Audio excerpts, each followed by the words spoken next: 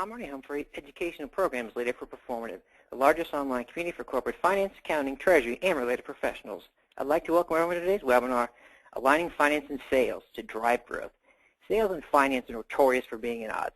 As a result, finance often misses out on opportunities to boost profit margins.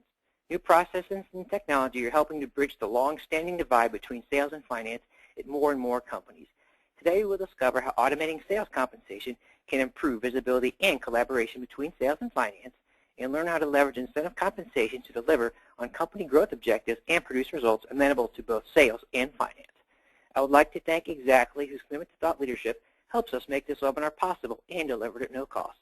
A quick note on today's agenda. First, we'll experience a joint presentation for our featured speakers. Then I'll move to the interactive Q&A session. We will spend the remainder of our hour. We'd like this to be an interactive experience for you.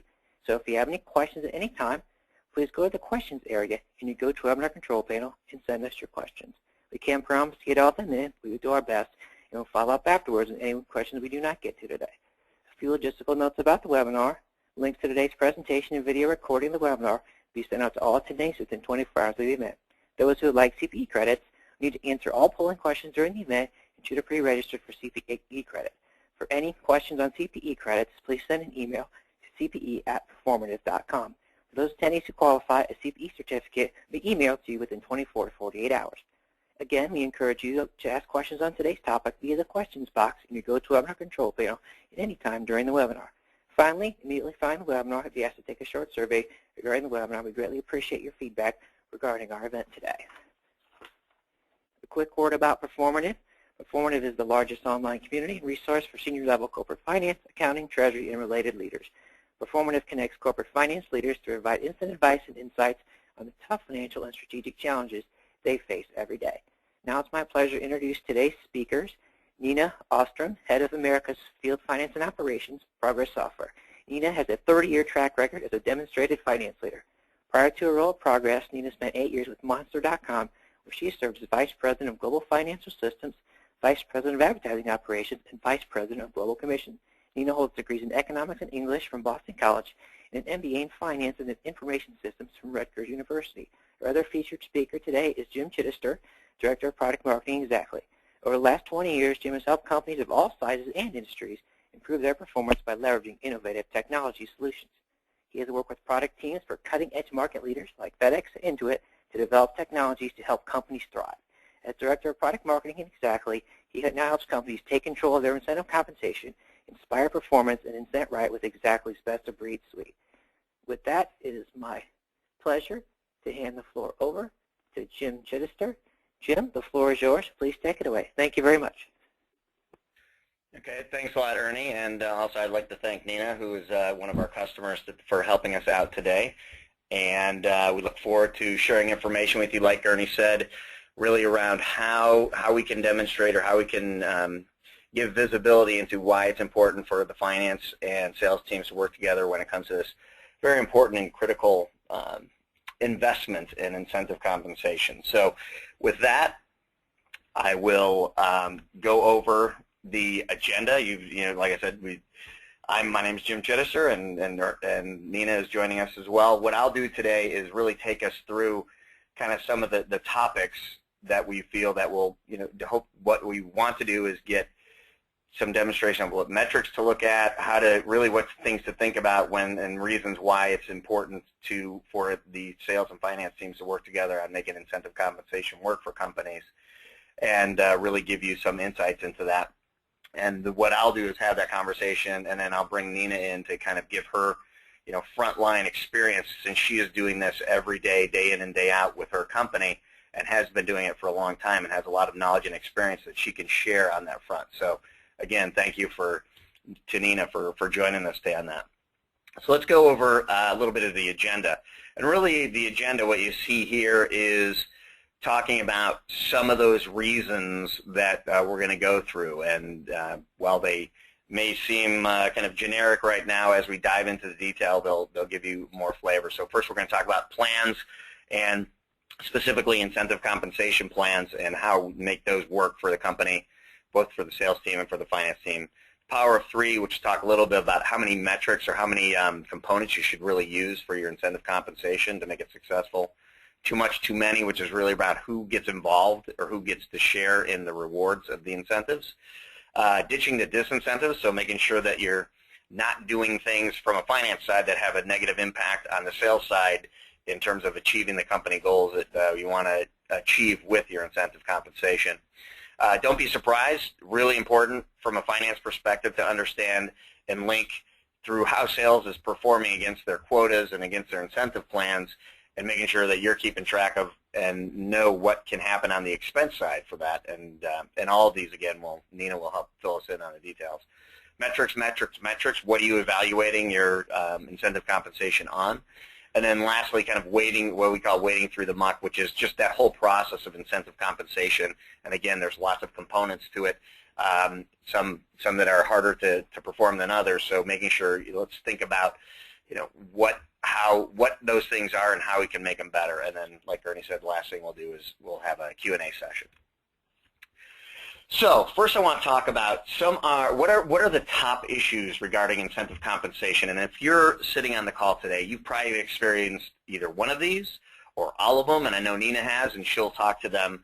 But so let's go through some of them. And the first one I want to talk about is the heavily manual process that companies use in managing this incentive compensation investment. So in general, there's about $800 billion paid in compensation to sales teams in the United States alone every year. So huge investment.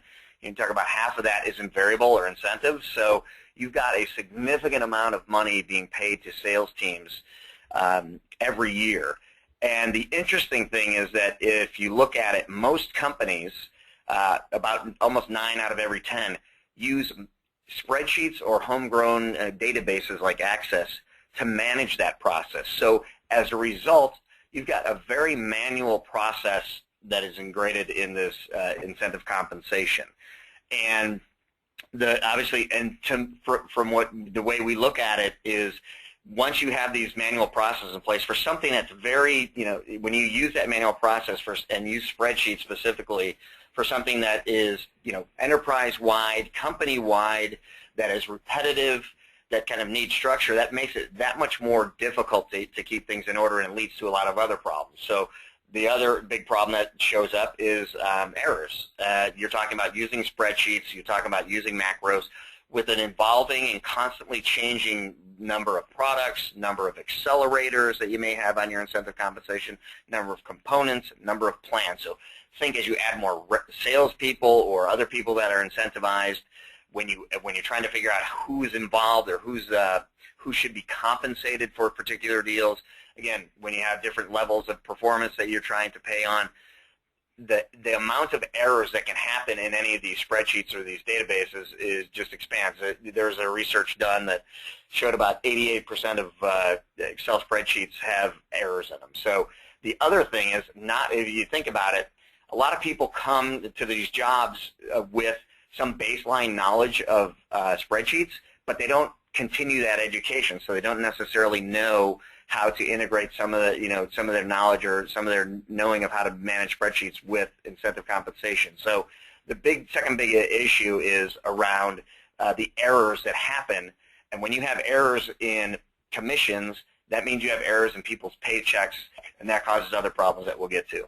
But the third problem that it has the top issue is reporting and giving visibility into the sales team. So again, if you're using a spreadsheet that has dated information in it, or that people don't have readily accessible visibility into, you could have an incentive compensation plan that sales reps don't really know how they're doing against a particular quarter or particular quota annually.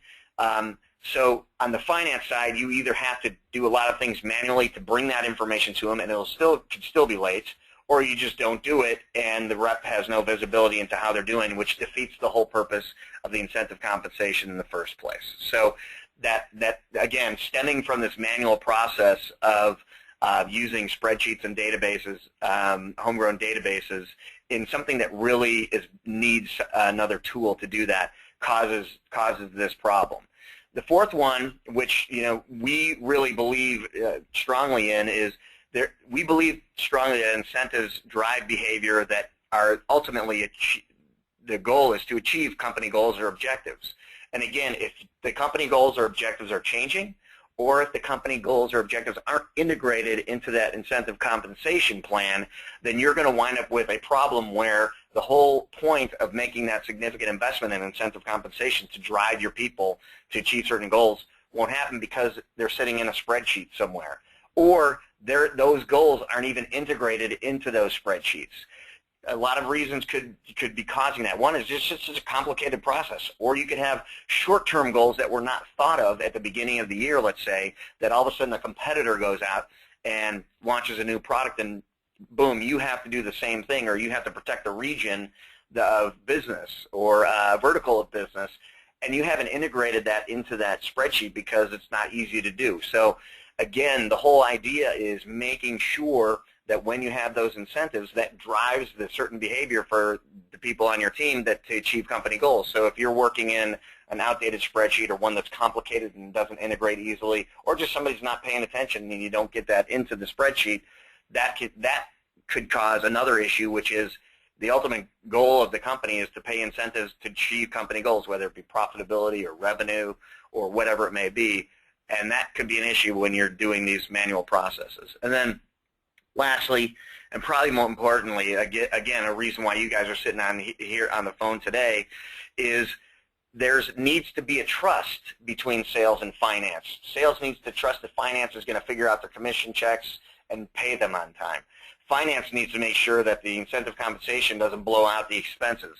So there needs to be that integration of finance and sales together. And again, sometimes you're talking sales operations, and sales operations sometimes is in sales, sometimes in finance. But the basic theme here is you want to have trust between these two teams so that you're, again, kind of investing the incentive compensation to achieve those company goals. And at the same time, you're helping those folks who are paid on incentive compensation to achieve their personal goals and to get paid on time and to get paid in the right amount. So when you think about all the things that go on in designing and managing and executing and paying on incentive compensation, there's lots of pieces in there, and that spurs a lot of issues that come out of this, and a lot of that is spurred by the manual processes that we have. So that we've talked a little bit about what those things are, and so now what we're going to do is ask you guys again. It's around that integration or that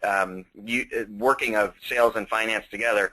So what the first reasons we called it plans and afterthoughts. So exactly what we're focused on. We are really focused on when we believe in the power of incentive compensation to help companies achieve their goals.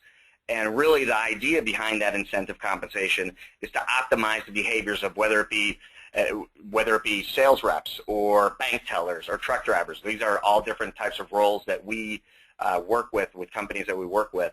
And again, the important thing here is, as we just talked about, the companies are investing a significant amount of money to achieve these company goals, and so you want to make sure that the incentive compensation is driving the right behaviors, and more importantly, driving towards company goals. So with that in mind, you have to know what the company goals are.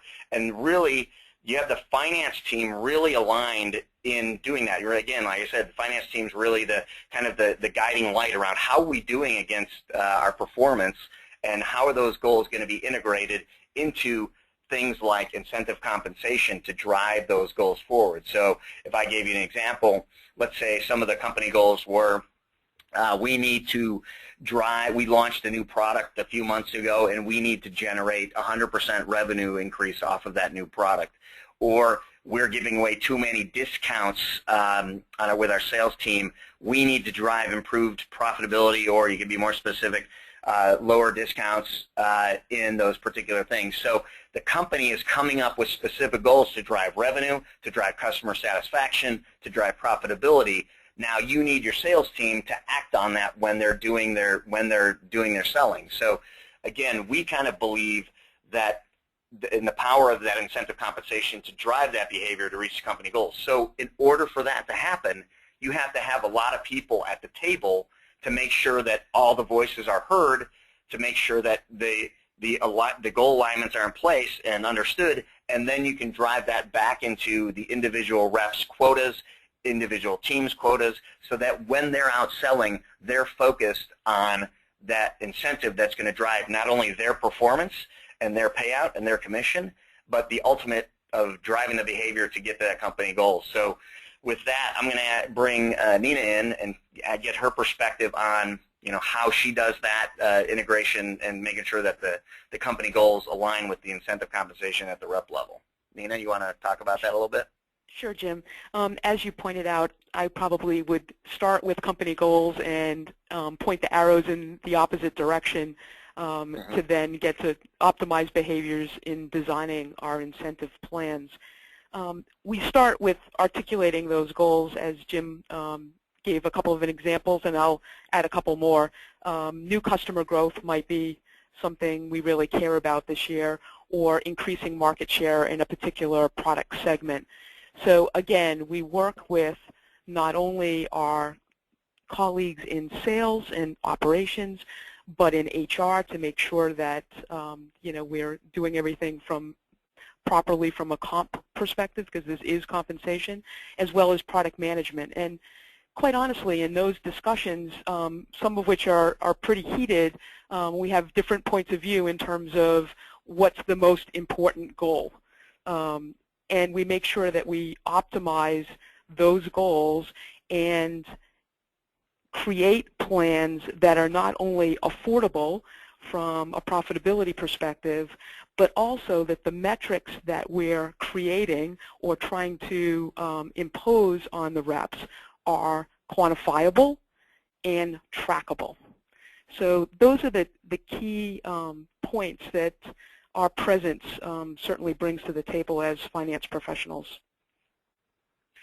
Great, that's awesome. I think one of the things that you kind of spurred, the thought you spurred on my end, is what you just said about sometimes they get heated, and all companies have to prioritize. You can't do everything that you want. So that's where those conversations are important. Whether it be the trade-off between, hey, we want profitability. I'm just making this one up, but we want profitability, and then somebody says, yeah, you want profitability, but we have to get this new product out and get market share, or else we're going to be in trouble from a competitive situation. So you got to have those conversations, you got to have that clarity, and you got to have that drive into the reps' incentive package. So that also actually leads very well into the next item, or the next reason why it's important for the finance teams and the sales teams to be in alignment in terms of setting the reps and folks incentivized by some variable compensation to be successful and to drive those company goals.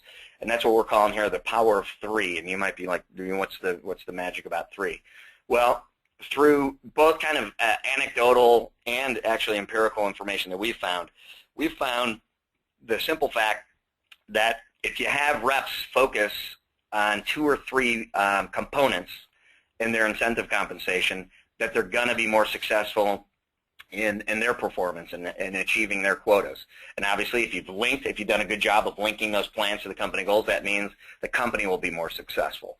So when we talk about the power of three, it's really about making sure that you keep your reps or other folks who are incentivized focused on a few key components. If you have 6 or 7, what's going to happen is, which do I focus on first? And again, this goes back to the priority discussion we just talked about. If you have 7 priorities, then you're going to probably wind up having 7 metrics or 7 components that the reps are going to have to focus on. And you also have to make sure, and sometimes we have found that when you're getting to that many components, you may have a role problem. So you're asking people to do a couple things. You're asking them to sell, you're asking them to generate revenue, at the same time you're asking them to generate leads. So that might be an indicator that maybe your sales team's time for some growth. Maybe you need to add in some different roles, what the industry will typically call, hunters and farmers. Farmers will be out generating leads, which are completely compensated differently than somebody who's a hunter generating revenue and getting new customers in. So that may be an issue. It may just be that you don't have your priorities in line so that you're coming up with a bunch of different components for the reps to focus on. And that pretty much is not going to help, because once you put them out there and they're trying to focus on 5, 6, 7 components to drive, it's really hard for them to be successful in any one of those. You keep those components down to 2 or 3 that they can really latch onto and focus in. Not only can they learn and really be aware of what they're supposed to focus on, but they can figure out how best to achieve those as they go forward and learn, see what worked, see what didn't work, as long as they're staying focused on that goal. So, Nina, again, I'll bring you in and kind of get your perspective on, just the number of components in an incentive comp plan and where you may have seen them work and seen them not work, and kind of get your take on that. We really stick to 1 or 2 plan components, especially at the rep level, though again, those discussions at the table that happen during plan design time come up with all kinds of perspectives about product mix and new company growth and so forth. But for the last few years of my experiences, we really have the reps have one quota that's combined, and that's what they have to hit.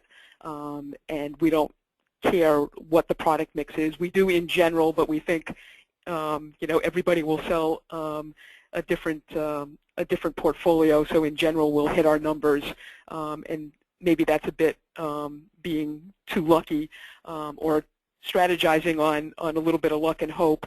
But quite honestly, we've done lots of modeling to prove us right that these reps need to just have 1 or max 2 metrics to focus on. That being said, for other roles, support roles, those folks may have a couple more, either MBOs or specific metrics, like I said, new company logos or whatever we think is important for that role. Okay, great. And I don't know if you had any thoughts on the comment I made around maybe if you're getting component creep and you're asking one particular individual on one plan to focus on 6 or 7 things, where it may be time to expand the team to get different roles in there, or do you have any thoughts on that, or have you run into that? I haven't run into it, quite honestly, because we've really tried to focus on just a few criteria, but that certainly would be something to look at if that were the case, right? That Gotcha. To try to expect somebody to do 4 or 5 or 6 or 7 things is probably not fair to them, right, nor to the performance, right? Excellent. Thank you very much for that one. Which leads to, again, another thing we call a reason for sales and finance to be linked in, and even other groups as well, which is what we're calling too much, too many. And really the theme of what we're talking about here is, if you go back to that first slide that I talked about, where we talked about incentives driving and optimizing the behavior to help companies achieve their goals, which is a theme that you will constantly hear, and one of the main reasons why you want sales and finance tied at the hip on incentive compensation. And this is really, too much, too many is really around how many people are compensated on a particular deal. And if you have the right number of folks compensated, then obviously the impact of that incentive compensation is going to be more, let's say, durable and more potent on optimizing that behavior to drive those business results. Now, believe it or not, we have found companies that we work with that have incentivized 161 people on one deal. Now, imagine the 161st person on that. I don't know if they're going to, it's got to be an enormous deal to have it have some, a dollar amount that's impactful. But think about that. I bet you that 161st person didn't even know that they were going to be compensated on that deal, let alone once they got it, is it going to drive or optimize it? So they didn't know about it, I'm sure, pretty confident. And 2, even if they did know about it, how is it going to drive their behavior? Are they going to get a couple bucks on that? Again, so when it comes to making sure and understanding the incentive plans for not only sales teams but other folks involved in it, finance, again, should be involved in there, where they're saying, hey, you know what? We're right on this deal with the way we built it. We're going to 161 people are going to get paid on that. That can't possibly be the ultimate goal of driving the right behavior to achieve company goals. So let's rethink that. And typically, you're going to have a handful of people, depending on how complicated the sale is, or how technical the sale is, or what kind of roles you have to both, procure leads and then take people through the sales process. You're going to have, you'll have more than one or two in a lot of places, but to have that many defeats the purpose, again, of the incentive compensation, which is to help drive that behavior and achieve the company goal. So what we would say is finance needs to be sure that not too many people are getting a piece of the pie, because that piece of the pie gets smaller and that piece of the pie gets less optimal. So Nina, kind of have your take on this and how you've run into it and how you've either fixed it or resolved it. What is your take on that? Again, as part of the compensation planning process, we're very involved in the sales crediting rules. Again, assuming that those sales compensation plans are quota-based. So we set quotas differently for the direct rep, who would get 100% credit for that deal and also have a higher commission rate than those overlay roles like pre-sales or technical support, as you alluded to, or maybe specific channel partner focus, and then the management hierarchy. So in general, we probably give what we call quota retirement to probably 4 or 5 people. But again, each of those roles have a different commission rate. So that's another thing that we make sure of in terms of our cost of sale or affordability envelope, that we don't exceed X% commission rate based on the number of people that are involved in the sale. Great. Okay. No, that's helpful. Yeah, and again, it really depends, as you're out there, as all you folks are out there listening. It depends on the complexity of the sale and the involvement in the sale. But I mean, you obviously don't want to keep people out who play a significant role in procuring a deal or in increasing revenue or whatever the metric that you may be looking at is. But what you do want to make sure is that that you've only got the folks where that incentive compensation is going to drive that right behavior for them. And now we're going to that leads into the opposite, which is kind of disincentives, making sure that you don't have disincentives in your plan. And this is a spot where finance can really help out, or can really have a negative impact as well if these things are done in a certain way. So what we would kind of say is you want your sales team and your other folks who are incentivized by the variable compensation to be out there obviously doing their best. And at some level, you want them to keep selling, because if you basically stop them from performing whatever objective you're trying to get them to achieve based on a certain cap amount, then you might stop that behavior from happening. So a couple of things that we see, I just referred to one, is capped commission. So we're not saying that you shouldn't, let's say, regulate the accelerators that you may have.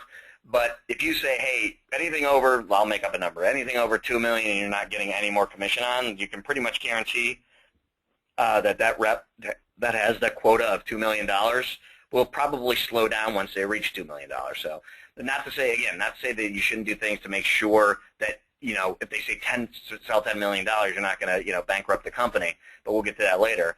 But just make sure that you're not disincentivizing your sales team and your other folks with heavy-duty caps. The other thing is holds and releases, and this is really where finance can get involved, both in a good way and a bad way. One is holds and releases, for you that don't know, is basically somebody has sold an item or achieved a sale, and the commission that came through on that sale is being held until something happens, and typically that will be somebody's invoiced, or an invoice is actually partially paid or fully paid. And what you wind up doing is turning your salespeople into your accounts receivable collectors. So again, you want the finance to make sure that they're tied into making sure that you guys you're getting paid on the deals that are happening. But what you don't want to do is delay the commission so long that the rep doesn't even remember why they got paid on it, or you tick off your really high performers because they're waiting 6 months to get paid. So watch out for those holds and releases. We know people do them for certain reasons, but understand that that can be a disincentive versus an incentive. And then I just alluded to the last piece of, which is payment timing. Obviously, you want to, and again, a lot of manual processes lead to the delay in this, but you want to make sure that you are reinforcing or optimizing that behavior by paying the commissions not only on time but accurately. So if you're paying them, 4, 5, 6 weeks in arrears, then you're basically disincentivizing folks to really hit that target.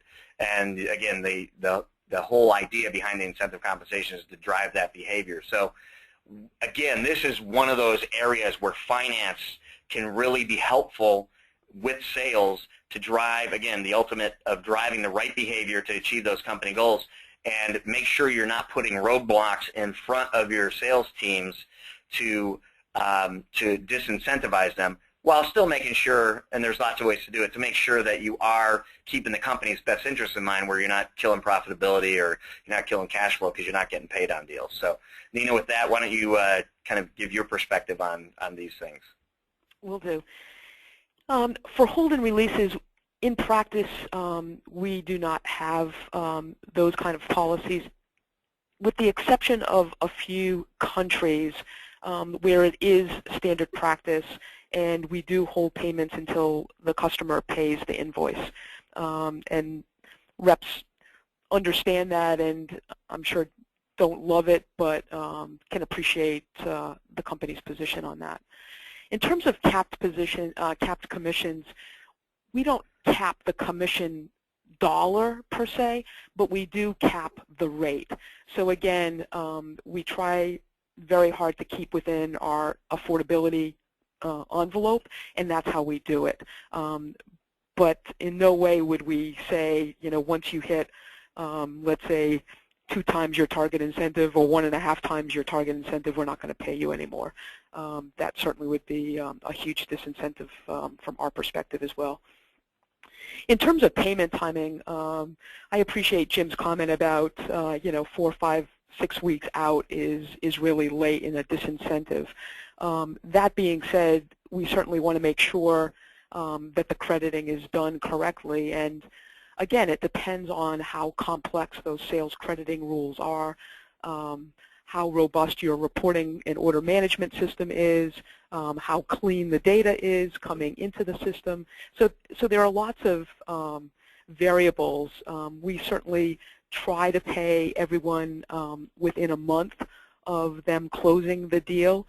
But again, there are varying factors, and some countries have 1 payroll a month, so sometimes it takes us until the following payroll to submit those commission checks.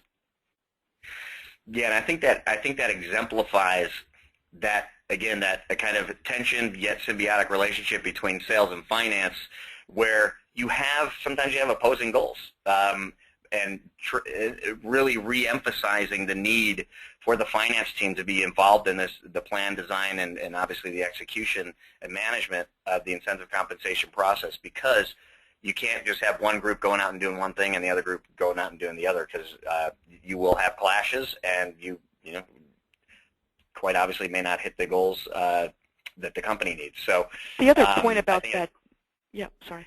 Sure, go ahead, Nina. Yeah. The other point about payment timing is, from my experiences, as long as you're transparent and predictable, so that the reps and the sales organization in general can plan their personal cash flow accordingly, I think that goes a long way. So publish a schedule so they know when they're going to receive the commissions check for February deals. That's great. That's a great point, because we talked earlier.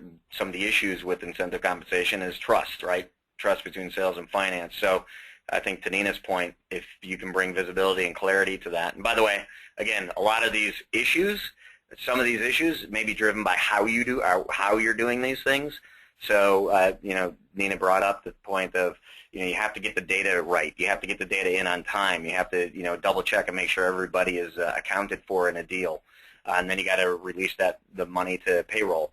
So a lot of things have to happen in a short amount of time. So making sure those things do happen, again, look at some of the root causes why it may not be happening. And that way, hopefully, what you can get is a marriage of both sales and finance where everybody's getting what they want. So just food for thought on that one before we move on to the next element.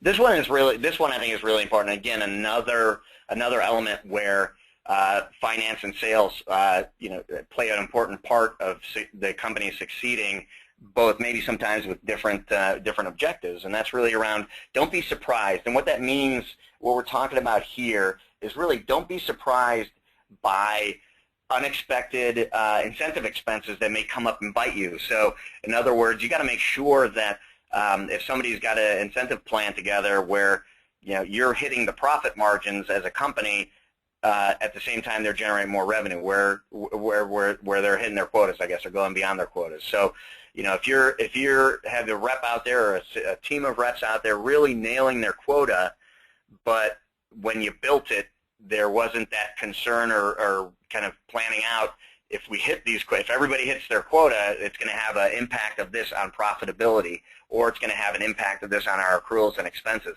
This is one of those things where planning together really makes sure that you understand what could possibly happen on the expense side given sales performance, whether good or bad. But there's been many cases out there where companies have really, and sales teams have really blown out their quotas, but it wasn't planned for properly.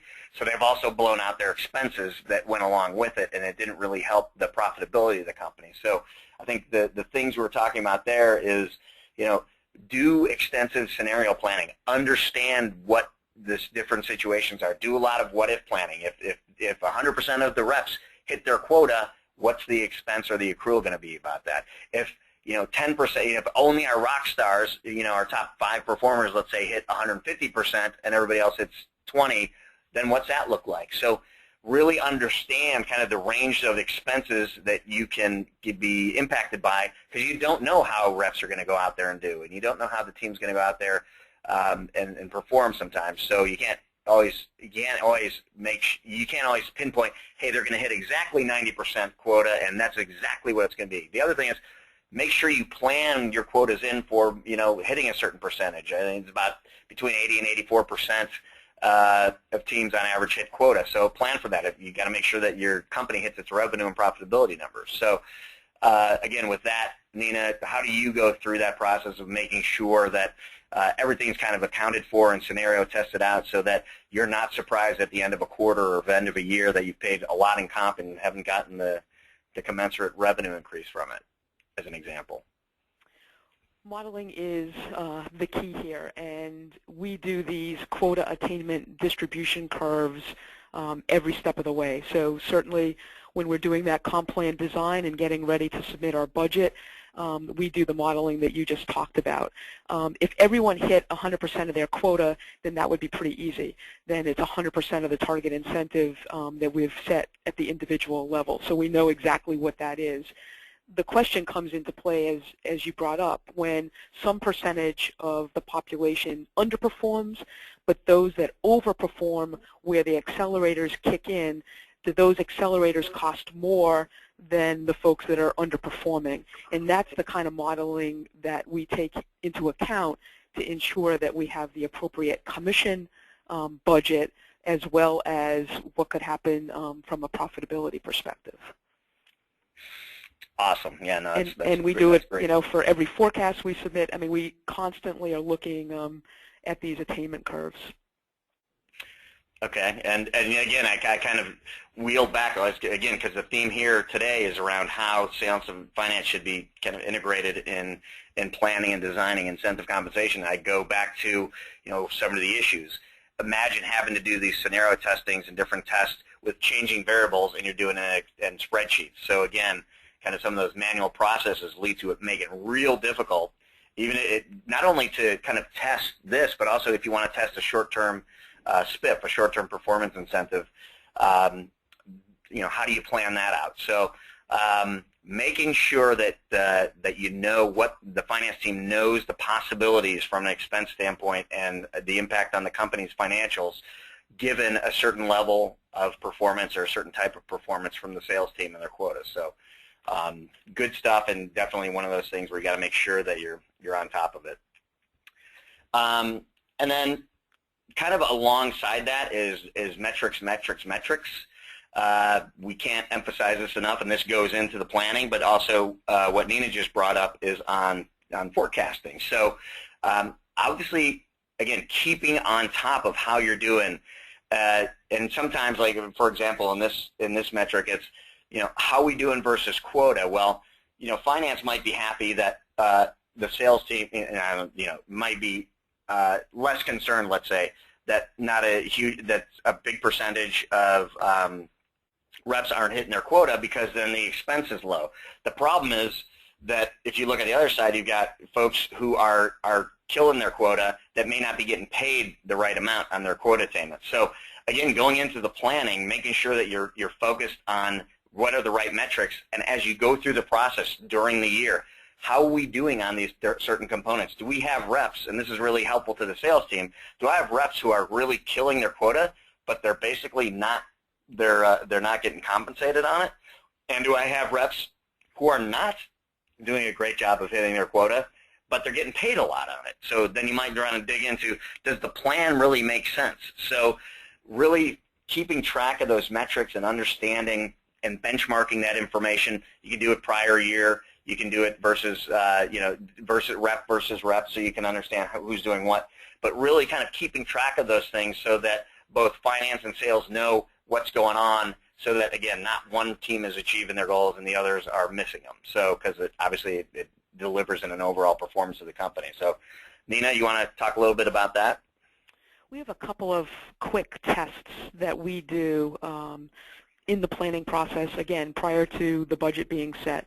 One is that the sum of the quotas for the direct reps, not overlay, but direct reps, equal or exceed our sales budget. So we make sure that we have the appropriate coverage. That's number one. And number two is that we look at each individual's target incentive and their quota to ensure that their base commission rate makes sense. Again, we pay hunters a bit higher commission rate than we would farmers. Again, because that new business growth is important to us, and it certainly takes a bit more effort, so we pay them to get that, right? But those are the two key metrics that we look at as a finance team to ensure that we don't have so many surprises, and that, in fact, the sales goals and the finance goals align. Great, yeah. And again, I always kind of lead back to what are some of the issues. Again, this is harder to do when you have manual processes, and again, that kind of leads to that, making sure that sales is informed, finance is informed.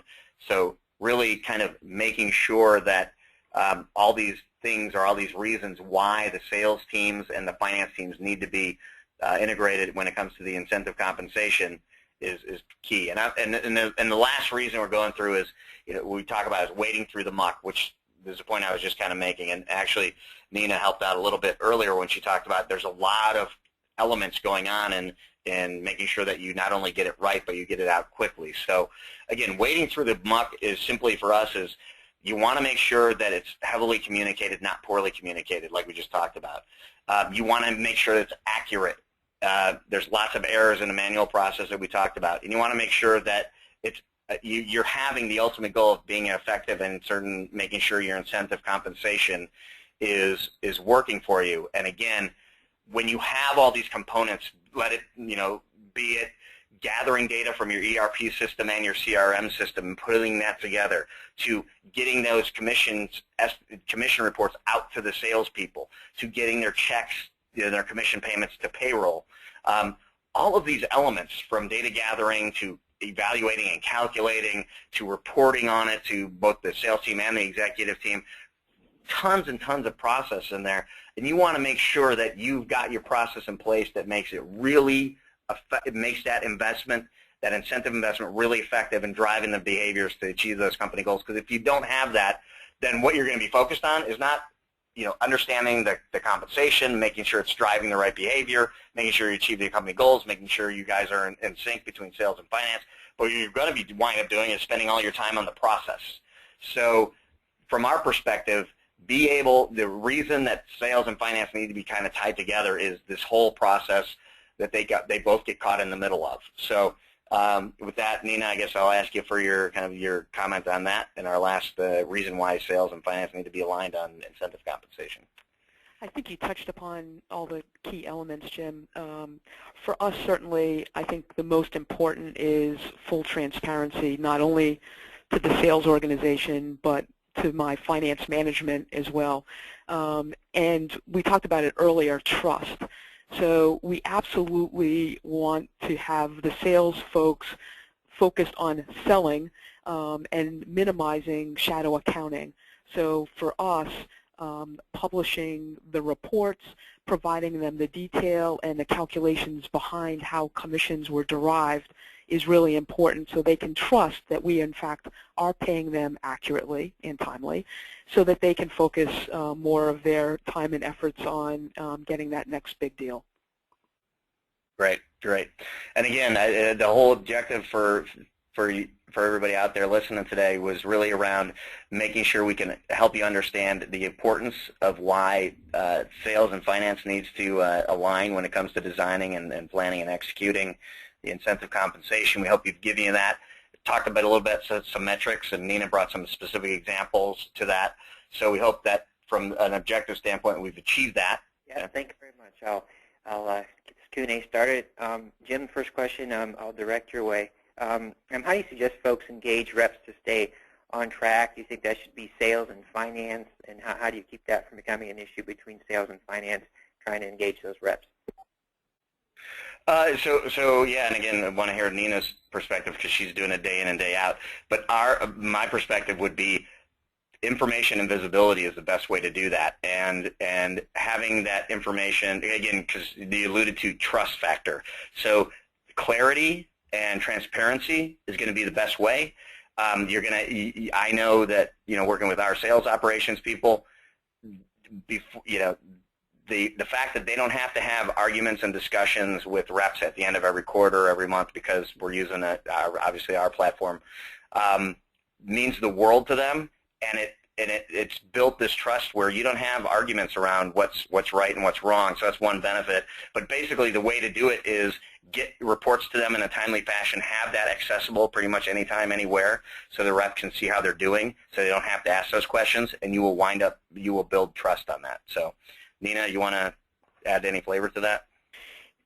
Yeah, it seems pretty simple, but that's what we have here is, everyone has a quota, they know what they're being measured on, and the only issue that may come up is if a deal gets credited to the wrong person and they need us to correct that. But it's pretty straightforward, and again, it's all about visibility and them seeing these are the deals you got credit for, and are all those deals correct? Yeah, and again, the last piece I'll add to that is, and then when you're doing that, then what you wind up doing is incentivizing the right behavior to drive those company goals. I sound like a broken record, but that's what we believe in. So, okay, Ray, you got another one? Sure. Next question is going to be for Nina. Can you just give us more color around how you have been able to successfully manage your relationship with the sales leaders and reps at your organization, and some of the pitfalls and some of the challenges that you've overcome?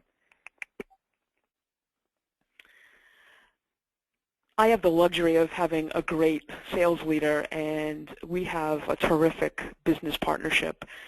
And he understands my perspective, and we haven't really had too many issues in terms of disagreeing with our priorities, and not only our sales goals but our profitability goals as well. But it's really developing that relationship so that at the top we trust each other emphatically, and then that just permeates throughout the organization. Okay, great. Thank you very much, Nina.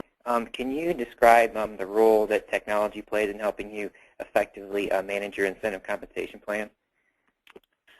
We had no help from technology. We didn't ask for help. I don't want it to sound like technology wasn't there for us. We did not need the technology group. We managed the implementation. In fact, I managed the implementation at Monster. The implementation at Progress was already completed before I arrived, though I've certainly done some process enhancements.